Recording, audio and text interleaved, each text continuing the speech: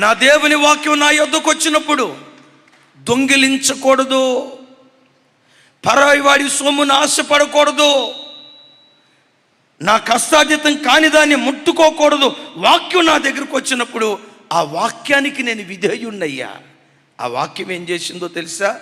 ఒకప్పటి దొంగను ఈనాటి దొరగా మార్చింది.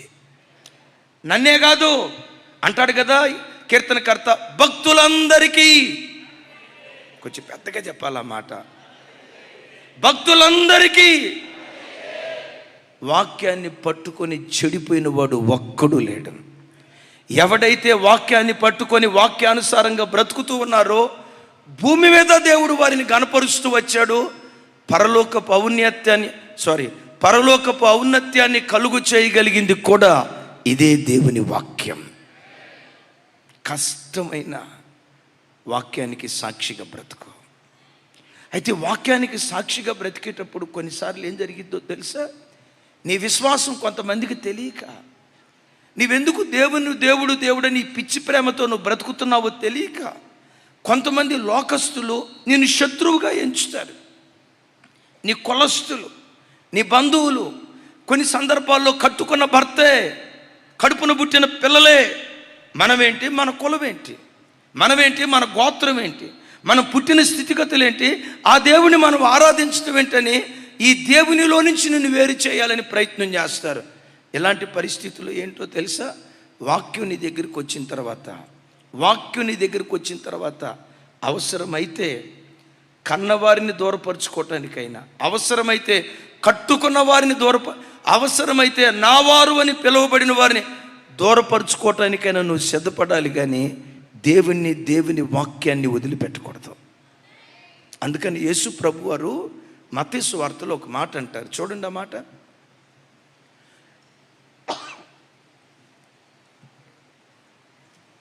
నాతో కలిసి చెప్పండి. నేను భూమి మీదకి సమాధానమును పంపవచ్చితనని తలంచుకుడి. మన దేవుడు సమాధానకర్త కాదా? అయ్యో పెద్దగా చెప్పాలి. కానీ ఇక్కడ ఏమంటారు? నేను సమాధానాన్ని పంచడానికి వచ్చానని తలంచకడి. ఎంత విచిత్రమైన మాటలో చూడండి. ఖడ్గమునే గాని సమాధానమును పంపుటకు నేను రాలేదు. 35 నెక్స్ట్ తమ్ముడు చదవండి ఒకసారి. ఒక మనుషునికి వాని తండ్రికిని కుమార్తెకును, చూడండి ఎంత విచిత్రమైన మాట. 35 నాతో కలిసి చెప్పండి. ఒక మనుషునికిని వాని తండ్రికిని కుమార్తెకును, ఆమె తల్లికిని, కోడలికిని, ఆమె అత్తకును. యేసు ప్రభు అంట అత్త కోడల మధ్య గొడవ పెట్టడానికి వచ్చారట. విన్నారా? తండ్రి కొడుకుల మధ్యలో విరోధం పెట్టడానికి వచ్చారట. అరే నేను సమాధానకర్తను అన్నారే, కానీ ఇక్కడ మాట్లాడుతున్న మాట ఏంటి? నేను ఖడ్గమని ఇవ్వటానికే వచ్చా కానీ సమాధానాన్ని పంచడానికి రాలేదు. Next verse. ఒక మనుషునికి ఇంటి వారే అతనికి శత్రువులగుదురు. చాలామంది అనుకుంటారు, ఇదేంటన్నా దేవుడు అసమాధానం పంచడానికి వచ్చాడా? అన్నదమ్ముల మధ్యలో, అక్కా చెల్లెల మధ్యలో, తల్లి కూతురు మధ్యలో, తండ్రి కొడుకు మధ్యలో, అత్త కోడల మధ్యలో వివాదం పెట్టడానికి వచ్చాడా? వివాదం పెట్టడానికి రాలేదు. కానీ వాక్యానికి సాక్షిగా బ్రతికేటప్పుడు కొందరు నీకు విరోధులు అవుతారు, శత్రువులు అవుతారు, నీకు దూరం అవుతారు. వాళ్ళని దూరం చేసుకోవటానికి ఇష్టపడాలి, కానీ నీ దేవునికి నీవెప్పటికీ దూరం కాకూడదు. మీరున్నారు. మన పిల్లలు మన జీవితంలో మనకు శత్రువులు అవటానికి కారణం ఏంటో తెలుసా? మీరంటారు, నాన్న పొద్దున లేచి ప్రార్థన చేసుకో, ఎందుకు ఫోన్తో ఆడుకుంటావు ఏంటి? ఎవరో అమ్మాయితో నువ్వు చాటింగ్ చేస్తున్నట్లుగా నాకు తెలిసిందే. ఫేస్బుక్లో ఆ అమ్మాయితో ఎందుకు నీకు ఫ్రెండ్షిప్ అని నువ్వు అన్నావు. మన దేవుడు పరిశుద్ధ దేవుడురా, మనం అల్లరి చిల్లరగా బ్రతకూడదు. ఇంకా కొంతమంది తల్లులు చెప్తారు, రే నేను సంతానలేమితో అల్లాడిపోయేటప్పుడు దేవుని దగ్గర ఏడ్చారా, గొడ్రాలనే నింద నాకు వద్దయ్యా, నాకు ఒక పెట్టనివయ్యా అని ఏడ్చారా? దేవుని సన్నిధిలో కన్నీటి ప్రార్థన ద్వారా నిన్ను పొందుకున్నారా? నువ్వు వరప్రసాదం రా, దేవుని వరం ద్వారా నిన్ను పొందుకున్నాను రా. దేవుని అనుగ్రహం ద్వారా పొందుకున్న నిన్ను దేవుని కొరకు పెంచకుండా సైతాన్ గాడి కోసం నేను పెంచితే శాపగ్రస్తురాలను అవుతారా? నేను డాక్టర్ని చేసిన దానికంటే, ఇంజనీర్ని చేసిన దానికంటే భక్తిపరురాలుగా నేను చేయకపోతే దేవుని ఎదుట నేను అపరాధిని అవుతాను రా. వద్దురా, ఆ సినిమాలు వద్దురా, ఆ చెడు స్నేహాలు వద్దురా అని నువ్వు ఏడుస్తూ చెప్పు. నీ కొడుకు నీకు శత్రువు అవుతాడు. ఆడి సినిమాకి వెళ్ళేటప్పుడు, నాన్న ఫస్ట్ షోనా, సెకండ్ షో కూడా చూసిరా నాయన అని డబ్బులు ఆడు అంటాడు, మా మమ్మీ బంగారు ఏంటి, ఆడేం చేసినా చూసి చూడనట్టు పోని నీ జోలు రాడు. ఆ అమ్మాయి ఎలాంటి డ్రెస్ వేసుకున్నా, ఎలాంటి అశ్లీలమైన వస్త్రధారణతో బ్రతికినా, కాలేజీకి వెళ్ళినప్పుడు ఎవరితో మాట్లాడినా నువ్వు చూసి చూడనట్లుగా ఉండు. అప్పుడు ఏమంటారు తెలుసా? You know my mummy. చెప్పండి, మా మమ్మీ నేను క్లోజ్ ఏదో అనండి. అదే వాళ్ళు ఆడినట్లు ఆడు, వాళ్ళు పాడినట్లు పాడు, కీలు బొమ్మలాగా వాళ్ళు తందనాలు ఆడించినట్లుగా నువ్వు తందనాలాడు. మా మమ్మీ చాలా మంచిది, మా డాడీ చాలా మంచోడు. కానీ నువ్వు వాళ్ళు ఆడినట్లుగా ఎట్లా ఆడగలుగుతావు? వాక్యం నీకుందిగా, దేవుడు అనే పిచ్చి ప్రేమ నీకుందిగా, పెంట కుప్పల మీద నుంచి దేవుడు నిన్ను లేవనెత్తిన జ్ఞాపకాలు నీకున్నాయి కదా. దిక్కు మొక్కు లేని స్థితిలో, దేన స్థితిలో నుంచి లేవనెత్తి దేవుడు శిఖరం మీద కూర్చోబెట్టిన అనుభవాలు నీకున్నాయి కదా.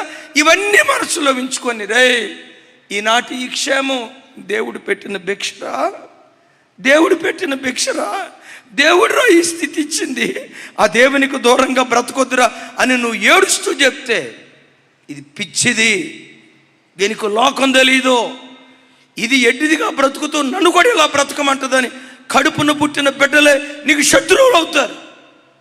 కట్టుకున్న భర్తే నీకు శత్రువు అవుతాడు. నువ్వు వాక్యం విన్నావు, సింప్లిసిటీకి అలవాటు పడ్డావు, ఎక్కువ మేకప్కి కార్యక్రమాలకు అలవాటు పడలా. మా వాడు 24 గంటలు లోకంలో బ్రతుకుతాడు, నీ దగ్గరికి వచ్చి అంటాడు, అప్పుడప్పుడు పెన్సిల్ కటింగ్ చేయించుకో. ఎందుకు? మన సొసైటీలో గ్రౌండ్గా బ్రతకాలి. ఏమండి, నా మనసు మీరు గెలుచుకున్నారు, మీరు నా హృదయంలో ఉన్నారు, నేను మీ హృదయంలో ఉన్నా. నేను ఎవరి కోసమో ఎందుకండి, మన ఇద్దరం హ్యాపీగా ఉన్నాం చాలు. లేదు, సొసైటీలో బ్రతుకుతున్నాం కదా, మనం కూడా కాస్త ఇదిగా కనపడాలి అని అన్నప్పుడు నువ్వు ఏకీభవించవు. అప్పుడు నీ భర్త నీకేమవుతాడు అని చెప్పాలి. అప్పుడు నీ భర్త ఏమవుతాడు? దైవజనమ, దేవుని వాక్యం కొరకు లోకాన్ని శత్రువుని చేసుకో, పర్వాలా, దేవుడు ఎప్పటికీ నీకు మిత్రుడుగా ఉండును గాక. పెద్దగా చెప్తాం ఆమేన్. మరోసారి ఆమేన్. ఈ వాక్యానికి సాక్షిగా బ్రతికేటప్పుడు యేసు ప్రభు వారి గూర్చి సుమియోను మాట్లాడుతూ ఇలా ప్రవచిస్తూ అంటాడు, ఇదిగో తల్లి మరియా, ఓ ఖడ్గం నీ హృదయంలో నుండి దూసుకొని వెళ్ళిపోద్ది. అంటే వాక్యానికి సాక్షిగా బ్రతికేటప్పుడు కొన్ని చేదైన అనుభవాలు, చేదైన స్థితులు గుండా మనం వెళ్తాం. లోకం వెర్రోడు చూసినట్టు చూస్తుంది, లోకం పిచ్చోడు చూసినట్టు చూస్తుంది. వీళ్ళకేంట్రా భక్తి పిచ్చి పట్టిందని వెకిలిగా మాట్లాడతారు. లోకం ఏమనుకున్నా నా దేవుని వాక్యానికి సాక్షిగా బ్రతకాలని, వాక్యానికి సాక్షిగా బ్రతుకు. ఈ ఖడ్గం ఔన్నత్యాన్ని కలుగు చేసే ఖడ్గం. భక్తులందరికీ, పెద్దగా చెప్పాలా, భక్తులందరికీ ఎంత ఘనత కలుగు చేస్తుంది ఈ వాక్యం. మట్టి ఘట్టాన్ని, నా వైపు చూడాలి, మట్టి ఘట్టాన్ని భూమి మీద నుండి లేవనెత్తి మహిమాలోకానికి చేర్చగలిగినంత శక్తి, ఆ ఘనత నా దేవుని వాక్యంలో దాకుంది. నేను ఈ వారం స్థలాల పేరు నేను చెప్పలేను, కొన్ని పరిస్థితులను బట్టి వారి ఉద్యోగాలకు, వ్యాపారాలకు కొన్ని ఇబ్బందులు వస్తాయి. అందుకని మన ఆంధ్ర బార్డర్ వెళ్ళాను, చివరి ప్రాంతం. దేవుని కృప, ఆ ప్రాంతాల్లో వైశ్య కమ్యూనిటీకి చెందిన కుటుంబాలు దరిదాపుగా 350 కుటుంబాలు, వారి పిల్లల పిల్లలు వైశ్య కమ్యూనిటీ నుంచి రక్షించబడి యేసుక్రీస్తే నిజదేవుడిని తెలుసుకొని ప్రభువుని ఆరాధిస్తూ ఉన్నారు. ఒక్కరు కాదు, ఇద్దరు కాదు, దరిదాపుగా 350 కుటుంబాలు నేను దైవజనరాలు వాళ్ళ సాక్ష్యం విన్నప్పుడు భక్తిగా బ్రతకటానికి అన్ని అనుకూలతలు ఉన్నా కొంతమంది క్రైస్తవులు భక్తిగా బ్రతకలేకపోతున్నారు. భక్తిగా బ్రతకటానికి అనుకూలత లేకపోయినా ఈ బిడ్డలు ఇంత భక్తిగా ఎలా బ్రతకగలుగుతున్నారా? అసలు వీళ్ళ హృదయాలలో దేవుడు ఎలాంటి విశ్వాస బీజం ఎలా నాటాడురా అర్థం కాని పరిస్థితి. ఇద్దరి గూర్చి పేరు చెప్పను. ఆ తల్లి వాక్యం చదువుతున్నప్పుడు, వాక్యం విన్నప్పుడు యేసుక్రీస్తు నిజదేవుడు, ఆయన తప్ప మరొక దేవుడు లేడు అని ఆ తల్లి తెలుసుకుంది. భర్త కరుడుగట్టిన వైశ్య కమ్యూనిటీకి చెందినవాడు. భార్య పొరపాటున ప్రార్థన చేసుకుందని తెలిసిన, బైబిల్ చదివిందని తెలిసిన, నేను విన్న సంగతి గొడ్డును బాదినట్టు బాధేవాడట. గొడ్డును బాదినట్టు. కానీ ఈ పెట్టుకుందేంటో తెలుసా? తాను నమ్మిన దేవుణ్ణి తన కమ్యూనిటీలో ఉన్న ప్రతి కుటుంబానికి ప్రకటించాలి. కమ్యూనిటీలో ఉన్న ప్రతి కుటుంబానికి ప్రకటించాలి. ఈ తల్లి గుండెల్లో ఉన్న ఆరాటం. మరి అలా వెళ్ళి ప్రకటించాలంటే అవకాశం దొరకదు. ఏం చేసేదో తెలుసా? ఆ తల్లి ఒక్కొక్క పన్నును కావాలని లూజ్ చేసుకొని పంటి నొప్పి అయ్యాని భర్తకు చూపించి బరంపూర్ హాస్పిటల్కి వెళ్తున్నానని చెప్పి 2 రోజులు బంధువుల మధ్యలో స్వార్థ ప్రకటించి తిరిగి వచ్చేటప్పుడు ఒక పన్ను పీకించుకునేదట. స్వార్థ ప్రకటనకి తన నోట్లో ఉన్న 32 పళ్ళల్లో దరిదాపుగా 30% పళ్ళు తానే బలవంతంగా ఓడబెరుక్కుందట. ఎందుకమ్మా నువ్వు ఓడబెరుక్కున్నావు? స్వార్థ ప్రకటిస్తానంటే నా భర్త ఒప్పుకోడయ్యా. యేసుక్రీస్తుని గురించి చెప్దామంటే నా భర్త ఒప్పుకోడయ్యా. భర్తను మోసం చేసిన దానిగా నాకు అనిపించిన నా భర్త కంటే నాకు పరలోకపు భర్త శ్రేష్టమైన వాడు కదా. నా యేసును నేను ప్రకటించాలని చెప్పి పంటిని బలవంతంగా లూజ్ చేయించుకొని పన్ను పీకించుకోవడానికి వెళ్తున్నానని చెప్పి 32 పళ్ళల్లో 30% పళ్ళు. ఆ తల్లి పేరు గంగరాజమ్మ. 30% పళ్ళు ఓడబెరుక్కుందట. తన సువార్త ద్వారా వాక్యమైన ఆ వైశ్య కుటుంబంలో ఒక తల్లి యేసు ప్రభు అంటే పిచ్చి ప్రేమ స్టార్ట్ అయింది. హరే ఇంతకాలం దైవము కాని వాటిని ఆరాధించేనే ఈ దేవుడు ఎంత గొప్ప దేవుడా, ఇంత పరిశుద్ధత కలిగిన దేవుడా, ఇంత సుచరిత్ర కలిగిన దేవుడా, ఇంతకాలం ఈ దేవుడు నాకు దొరకలేదే అని భక్తిలో బహు నిష్టగా బ్రతకటం ప్రారంభించింది. భర్త గమనించాడట. కావాలని వారి కార్యక్రమాలు, నిర్దేవులను ఆరాధించే కార్యక్రమాలు ఉంటాయి కదా, వాటి దగ్గర కూర్చోబెట్టి బలవంతంగా కార్యక్రమాలు చేయించేవాడట. అటు పేరు నేను చెప్పట్లా. బలవంతంగా కూర్చోబెట్టి చేయించేవాడట. సో ఈ బలవంతంగా వీళ్ళు చేసే ఈ కార్యక్రమంలో నేను పాలు పంపులు పొందకూడదంటే ఏం చేయాలి? ఒకరోజు ఏం చేసిందో తెలుసా? వేడిగా ఉన్న నూనెలో చేయబెట్టిందట. వేడిగా ఉన్న నూనెలో చేయబెడితే ఈ చెయ్యంతా కాలిపోయి కొన్ని వేళ్ళు సగం కొరికేసినట్టుగా అయిపోయి మొత్తం చెయ్యి అంతా. ఏమైంది చెయ్యి భర్త అడిగాడు. ఏమనండి, ఆ నూనె ఒలికిపోయి నా మీద పడిపోయిందండి, చేతి మీద పడిపోయిందండి అని చెప్తే మొత్తానికి ఈ చెయ్యి అంగవైకల్యం కలిగిన చెయ్యి అయిపోయిందట. విచిత్రం ఏంటో తెలుసా? వారు ఆరాధించే ఆ నిర్దేవుల కార్యక్రమంలో కూర్చోవాలంటే అవయవ లోపం లేని వాళ్ళే కూర్చోవాలట, అంగవైకల్యం లేని వాళ్ళే కూర్చోవాలట. ఎప్పుడైతే ఈ చెయ్యి కాలిపోయిందో కొన్ని అవయవాలు, కొన్ని వేళ్ళు కుష్టి వ్యాధి వచ్చిన చేతిగా అయిపోయినాయో ఆ రోజు నుండి ఈ కార్యక్రమానికి భర్త పిలవటం మానేశాడట. ఒకవేళ భర్త కూర్చోబెట్టాలని అనుకున్నా, వాళ్ళ యాజకులు ఉంటారు కదా, అవయవ లోపాలు కలిగిన వాళ్ళు ఈ కార్యక్రమం చేయకూడదు, వేలు వంకరపోయిన వాళ్ళు, వేళ్ళు ఇరిగిపోయిన వాళ్ళు, తెగిపోయిన వాళ్ళు చేయకూడదని చెప్పి.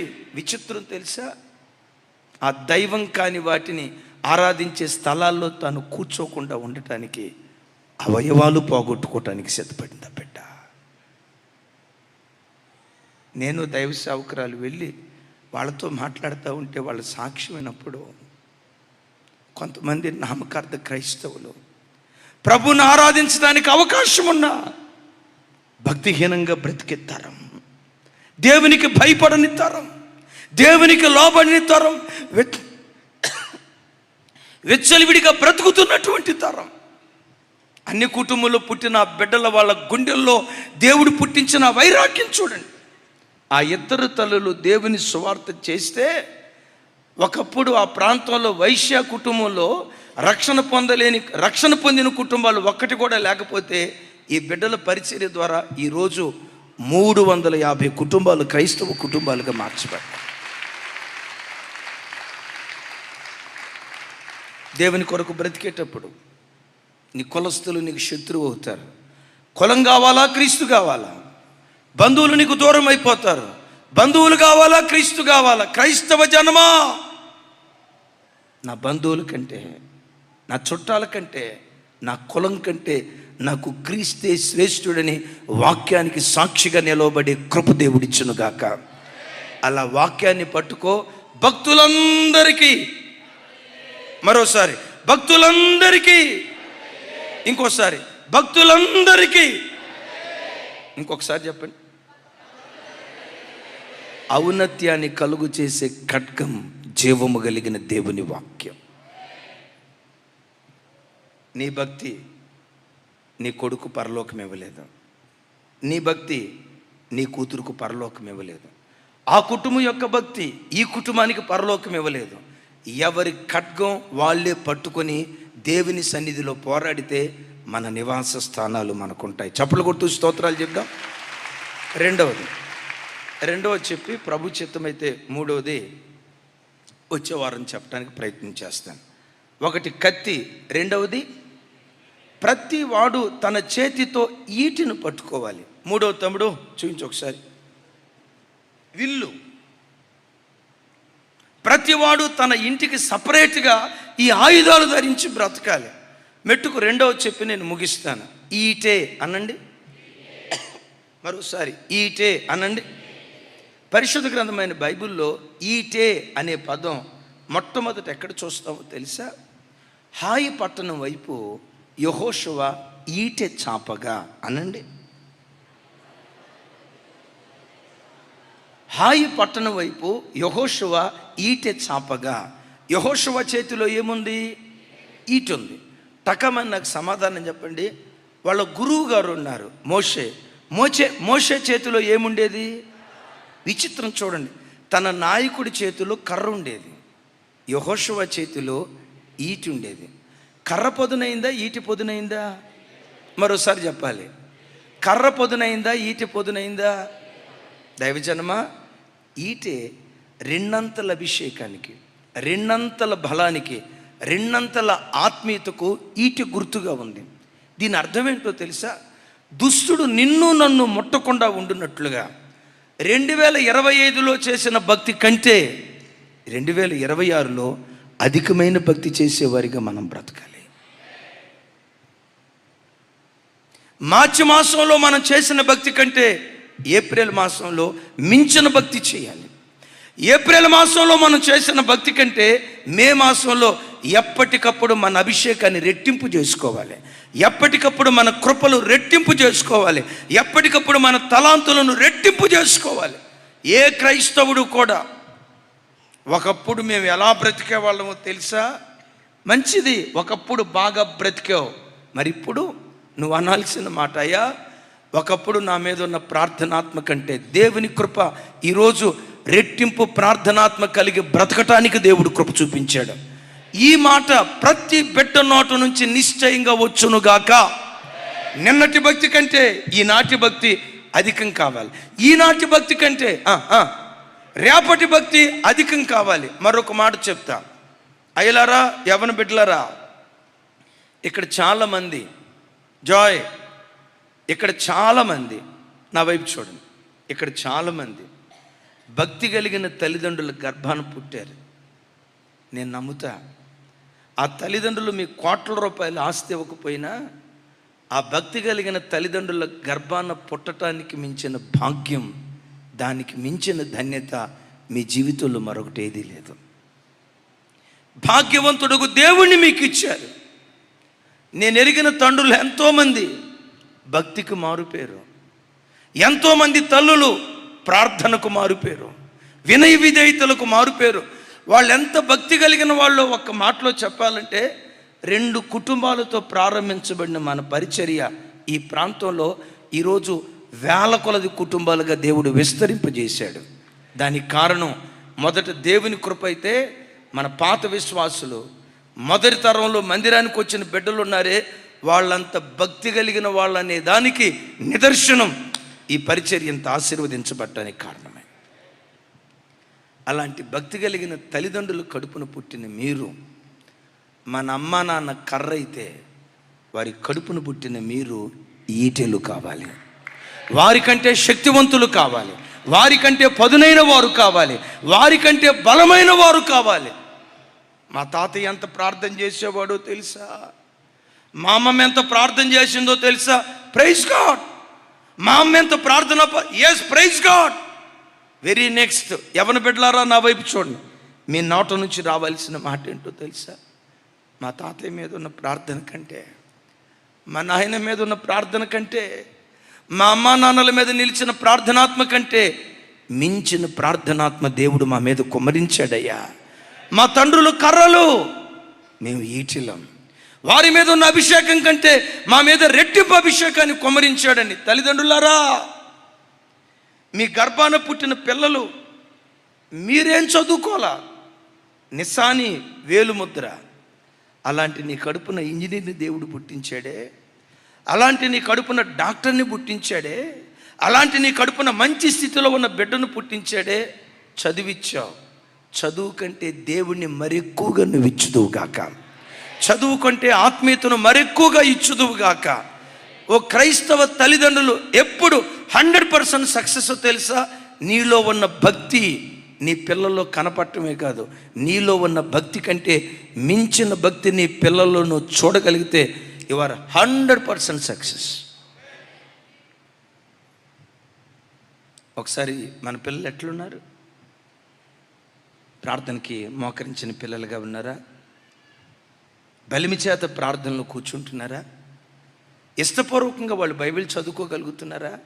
కృంగదీయాలని కాదు, వాడు ఇష్టపూర్వకంగా బైబిల్ చదువుకోకుండా బలవంతంగా చదువుతున్నాడంటే, వాడిని ఇంజనీర్ని చేశాను అని నువ్వు అతిశయపడిన దానికంటే భక్తిపరుణ్ణి చేయలేకపోయాను ఈ ఆడవాళ్ళు. మనం మంచి స్థితివంతుడయ్యాడు అని అతిశయపడిన దానికంటే ఒక ప్రార్థనా పరుడుగా నేను చేయలేకపోయానని ప్రతి తల్లి తండ్రి రోధించాలి.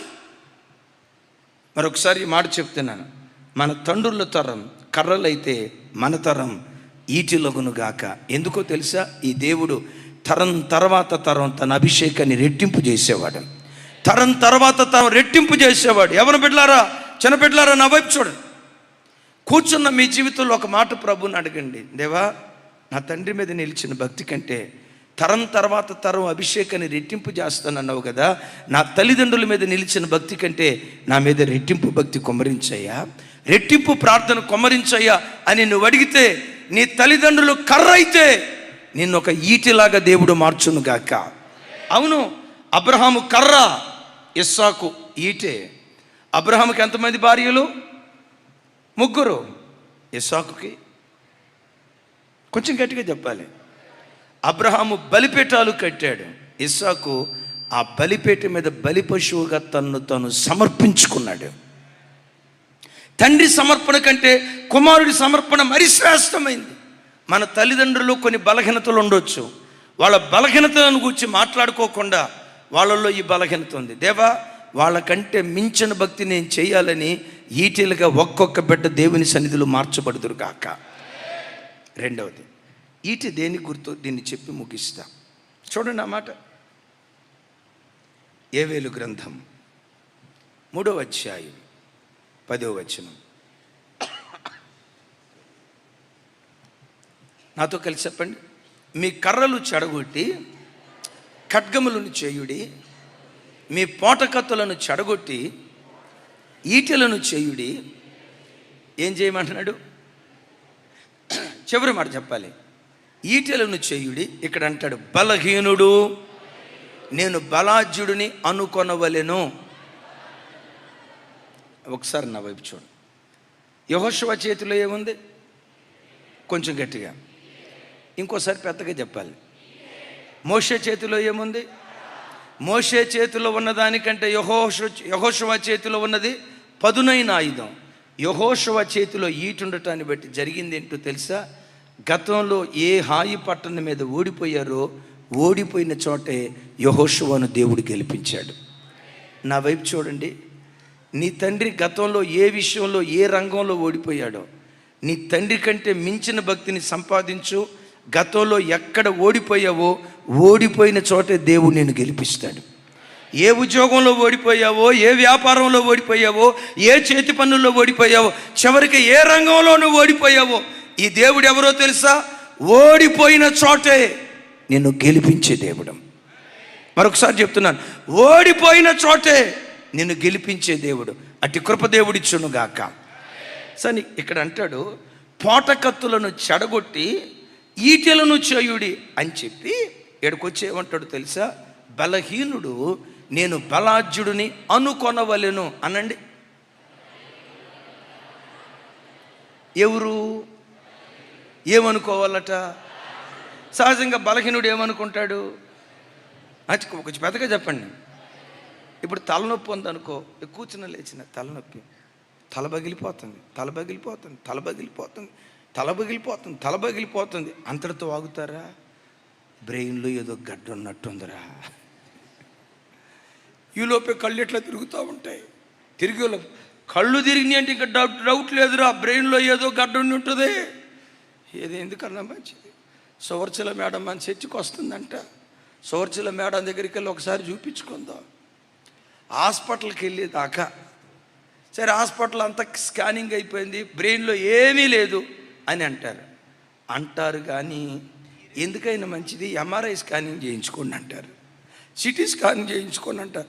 ఆ సిటీ స్కాన్కి వెళ్ళినా కూడా రిపోర్ట్ వచ్చి ఏమి లేదన్నారు, కానీ నొప్పి ఉంది.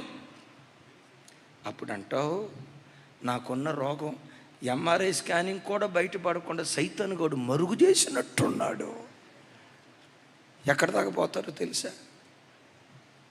నడువు నొప్పి వచ్చిందనుకో, కిడ్నీలు పాడైనట్టు. మన పలానా ఆయనకి సడన్గా కిడ్నీ ఫెయిల్యూర్ అయిపోయిందంట. నాకు కూడా అదేనేమో. ఇక్కడ నొప్పి వచ్చిందనుకో, ఏం నొప్పి వచ్చింది? గుండెల నొప్పే.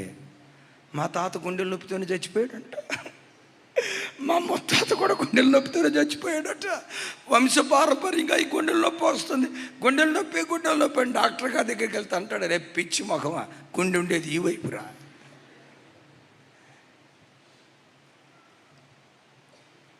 కరోనా దినాల్లో రోగంతో చచ్చిపోయిన వాళ్ళకంటే భయంతో చచ్చిపోయిన వాళ్ళు ఎక్కువ అంట. బలహీనుడు 24 గంటలు ఏమనుకుంటాడు? నేను బలహీనుడిని అనుకుంటాడు. కానీ నా దేవుని వాక్యం ఏమంటుందో తెలుసా? బలహీనుడు నేను బలవంతుడిని అనుకోవాలి అని అనలా. ఏమన్నాడు? బలహీనుడు నేను బలాజ్యుడిని అనుకోవాలి.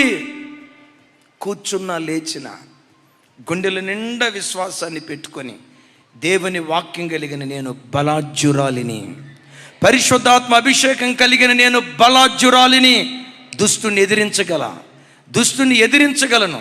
యవ్వన కాలంలో పవిత్రమైన జీవితం దేవుని కొరకు నేను జీవించగలను. ఎక్కడ కాలు జారిపోకుండా, ఏ బురదలో పడిపోకుండా నా దేవుని కొరకు ఒక ఖచ్చితమైన జీవితం నేను జీవించగలను. నన్ను బలపరిచే క్రీస్తు ద్వారా ఈ కార్యాన్ని నేను చేయగలను. ఊరుకోండి అన్న, ఈ పాపలోకంలో మనం ఆడ బ్రతుకుతాం. పౌలు గారు బ్రతికాడంటే, పౌలు గారి కాలంలో సెల్ ఫోన్ ఉందా? మీరు చెప్పండి అన్న, చెప్పండి. నన్ను అడుగుతారు. పౌలు గారి కాలంలో ఇంటర్నెట్ ఉందా? పౌలు గారి కాలంలో ఈ భయంకరమైన వీడియోస్ ఉన్నాయా? ఈ సోషల్ మీడియా ఉందా? అమ్మ వినండి, ప్రపంచానికి పాపం కొత్త కాదు. బైబిల్ ఏమని రాసిందో తెలుసా?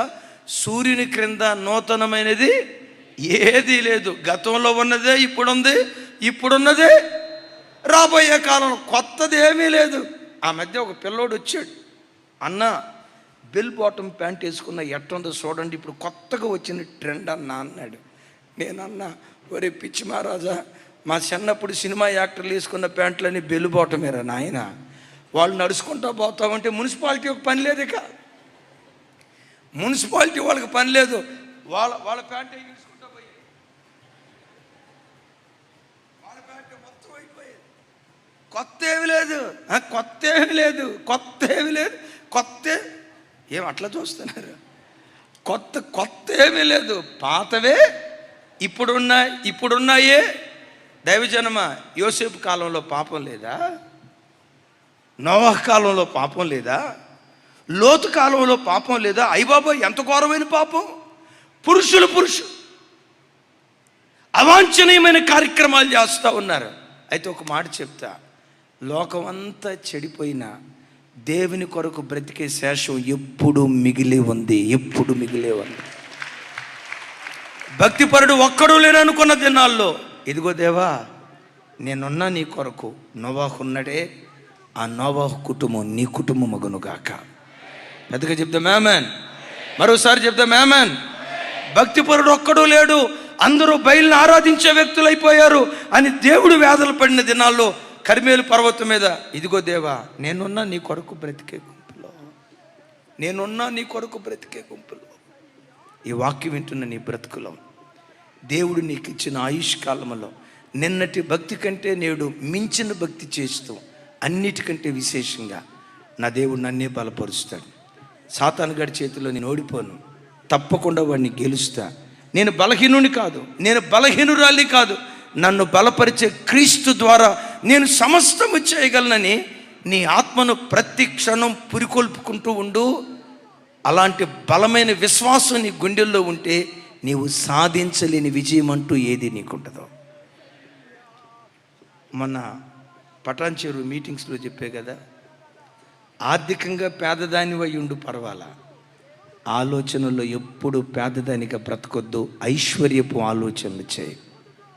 నేను, నా కుటుంబం పరలోకంలో ఉండే భాగ్యం, నా కుటుంబంలో ఒక డెక్క కూడా విడిచిపెట్టబడకుండా కుటుంబం అంతా పరలోకంలో కనపడే కృప దేవుడిచ్చునుగాక. పరలోకాన్ని స్వాధీనపరచుకోవటం కష్టమా తేలిక? ఎంతసేపు నీ సైలెంట్ అయిపోతే అట్ట, కష్టమా తేలిక?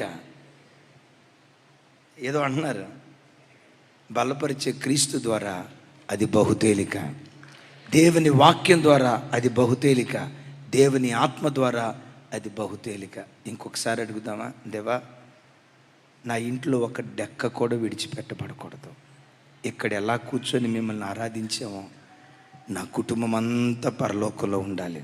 నా కొడుకులు, నా కూతుర్లు, నా మనవ సంతానం, నా తల్లి, నా తండ్రి భూమి మీద కుటుంబంగా కలిసి ఉన్నట్లుగానే పరలోకంలో కూడా కుటుంబంగా కలిసి ఉండే భాగ్యం దేవుడిచ్చును కాక.